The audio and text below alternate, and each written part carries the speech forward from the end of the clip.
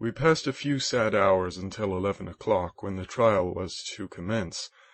My father and the rest of the family being obliged to attend as witnesses, I accompanied them to the court.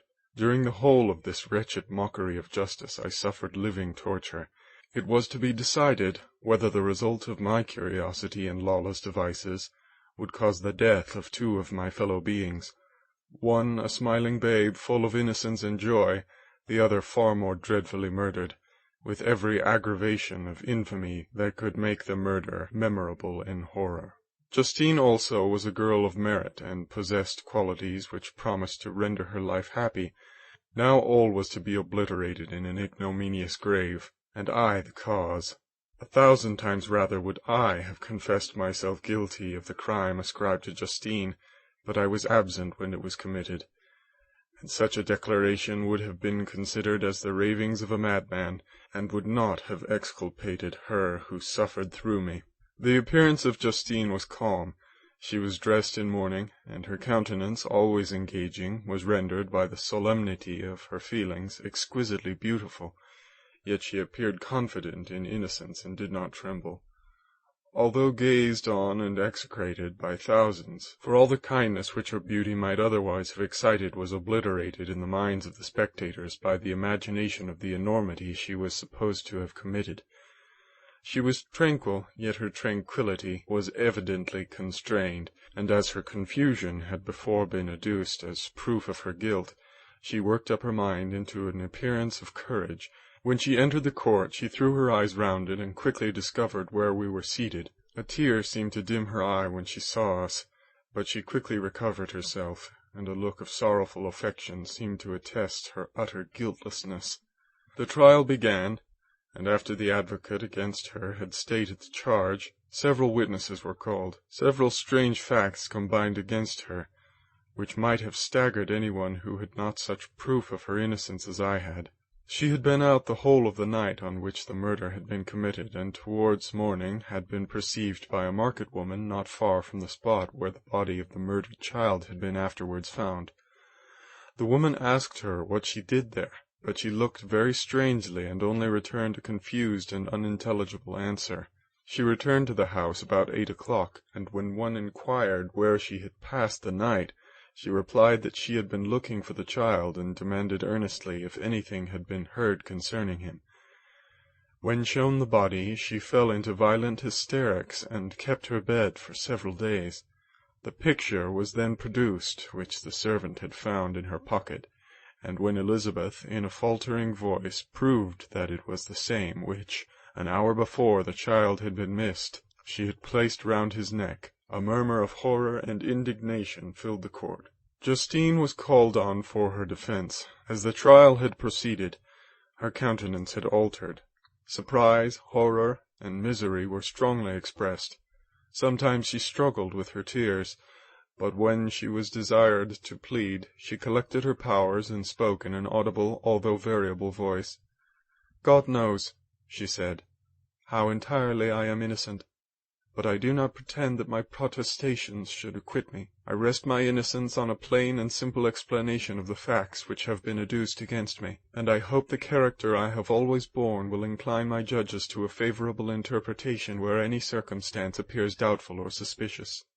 She then related that, by the permission of Elizabeth, she had passed the evening of the night on which the murder had been committed at the house of an aunt at Chêne, a village situated about a league from Geneva. On her return, at about 9 o'clock, she met a man who asked her if she had seen anything of the child who was lost. She was alarmed by this account, and passed several hours in looking for him, when the gates of Geneva were shut, and she was forced to remain several hours of the night in a barn belonging to a cottage, being unwilling to call up the inhabitants, to whom she was well known. Most of the night she spent here watching. Towards morning she believed that she slept for a few minutes. Some steps disturbed her, and she awoke. It was dawn, and she quitted her asylum, that she might again endeavour to find my brother. If she had gone near the spot where his body lay, it was without her knowledge. That she had been bewildered when questioned by the market woman was not surprising, since she had passed a sleepless night, and the fate of poor William was yet uncertain. Concerning the picture, she could give no account. "I know," continued the unhappy victim. "How heavily and fatally this one circumstance weighs against me, but I have no power of explaining it, and when I have expressed my utter ignorance, I am only left to conjecture concerning the probabilities by which it might have been placed in my pocket. But here also I am checked. I believe that I have no enemy on earth, and none surely would have been so wicked as to destroy me wantonly. Did the murderer place it there? I know of no opportunity afforded him for doing so, or if I had, why should he have stolen the jewel, to part with it again so soon? I commit my cause to the justice of my judges, yet I see no room for hope. I beg permission to have a few witnesses examined concerning my character, and if their testimony shall not overweigh my supposed guilt, I must be condemned, although I would pledge my salvation on my innocence." Several witnesses were called, who had known her for many years, and they spoke well of her, but fear and hatred of the crime of which they supposed her guilty rendered them timorous and unwilling to come forward. Elizabeth saw even the last resource, her excellent dispositions and irreproachable conduct, about to fail the accused, when, although violently agitated, she desired permission to address the court. "I am," said she, "the cousin of the unhappy child who was murdered, or rather his sister, for I was educated by and have lived with his parents ever since and even long before his birth.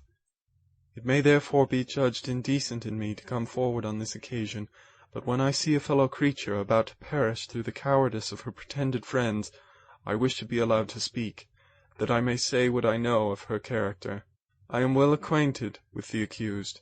I have lived in the same house with her, at one time for 5 and at another for nearly 2 years. During all that period she appeared to me the most amiable and benevolent of human creatures. She nursed Madame Frankenstein, my aunt, in her last illness, with the greatest affection and care, and afterwards attended her own mother during a tedious illness, in a manner that excited the admiration of all who knew her. After which she again lived in my uncle's house, where she was beloved by all the family. She was warmly attached to the child who is now dead, and acted towards him like a most affectionate mother. For my own part, I do not hesitate to say that, notwithstanding all the evidence produced against her, I believe and rely on her perfect innocence. She had no temptation for such an action. As to the bauble on which the chief proof rests, if she had earnestly desired it, I should have willingly given it to her. So much do I esteem and value her." A murmur of approbation followed Elizabeth's simple and powerful appeal, but it was excited by her generous interference, and not in favour of poor Justine, on whom the public indignation was turned with renewed violence, charging her with the blackest ingratitude. She herself wept as Elizabeth spoke, but she did not answer. My own agitation and anguish was extreme during the whole trial. I believed in her innocence. I knew it. Could the demon who had, I did not for a minute doubt, murdered my brother also in his hellish sport have betrayed the innocent to death and ignominy? I could not sustain the horror of my situation, and when I perceived that the popular voice and the countenances of the judges had already condemned my unhappy victim, I rushed out of the court in agony. The tortures of the accused did not equal mine. She was sustained by innocence, but the fangs of remorse tore my bosom and would not forego their hold. I passed the night of unmingled wretchedness. In the morning I went to the court. My lips and throat were parched. I dared not ask the fatal question, but I was known, and the officer guessed the cause of my visit. The ballots had been thrown, they were all black, and Justine was condemned. I cannot pretend to describe what I then felt. I had before experienced sensations of horror, and have endeavoured to bestow upon them adequate expressions, but words cannot convey an idea of the heart-sickening despair that I then endured. The person to whom I addressed myself added that Justine had already confessed her guilt. "That evidence," he observed, "was hardly required in so glaring a case, but I am glad of it, and indeed none of our judges like to condemn a criminal upon circumstantial evidence, be it ever so decisive." This was strange and unexpected intelligence. What could it mean? Had my eyes deceived me, and was I really as mad as the whole world would believe me to be if I disclosed the object of my suspicions? I hastened to return home, and Elizabeth eagerly demanded the result. "My cousin," replied I, It is decided as you may have expected. All judges had rather that 10 innocent should suffer than that 1 guilty should escape. But she has confessed." This was a dire blow to poor Elizabeth, who had relied with firmness upon Justine's innocence. "Alas," said she, "how shall I ever again believe in human goodness? Justine, whom I loved and esteemed as my sister, how could she put on those smiles of innocence, only to betray? Her mild eyes seemed incapable of any severity or guile, and yet she has committed a murder." Soon after we heard that the poor victim had expressed a desire to see my cousin. My father wished her not to go, but said that he left it to her own judgment and feelings to decide. "Yes," said Elizabeth, "I will go. Although she is guilty, and you, Victor, shall accompany me, I cannot go alone." The idea of this visit was torture to me, yet I could not refuse. We entered the gloomy prison chamber, and beheld Justine sitting on some straw at the farther end. Her hands were manacled, and her head rested on her knees. She rose on seeing us enter, and when we were left alone with her, she threw herself at the feet of Elizabeth, weeping bitterly. My cousin wept also. "Oh, Justine," said she, "why did you rob me of my last consolation? I relied on your innocence, and although I was then very wretched, I was not so miserable as I am now." "And do you also believe that I am so very, very wicked? Do you also join with my enemies to crush me, to condemn me as a murderer?" Her voice was suffocated with sobs. "Rise, my poor girl," said Elizabeth. "Why do you kneel, if you are innocent? I am not one of your enemies. I believed you guiltless, notwithstanding every evidence, until I heard that you had yourself declared your guilt. That report, you say, is false, and be assured, dear Justine, that nothing can shake my confidence in you for a moment but your own confession." "I did confess, but I confessed a lie. I confessed that I might obtain absolution, but now that falsehood lies heavier at my heart than all my other sins.